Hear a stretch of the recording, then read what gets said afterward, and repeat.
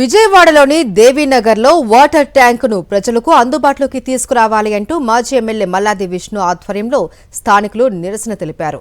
2 ఏళ్లు గడిచినా కనీసం 5 నుంచి 7% రోడ్లను కూడా పూర్తి చేయలేని దౌర్భాగ్య స్థితిలో కూటమి ప్రభుత్వం ఉందన్నారు మల్లాది విష్ణు.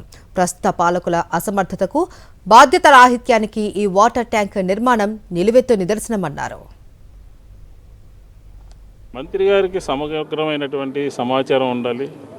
నగరపాలక సంస్థ నిర్లక్ష్య వైఖరి, ఎమ్మెల్యేల పట్టించుకొనితనం, ఇవన్నిటికీ ఎవరు సమాధానం చెప్తారు?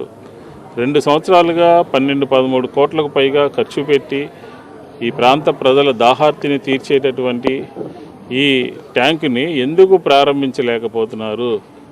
తెలుగుదేశం ప్రభుత్వం యొక్క అసమర్థత, చేతకానితనము, ప్రజల పట్ల జవాబుదారీతనం లేకుండా ఉండటము, ఇవన్నీ అనాల్సి వస్తుంది కదా.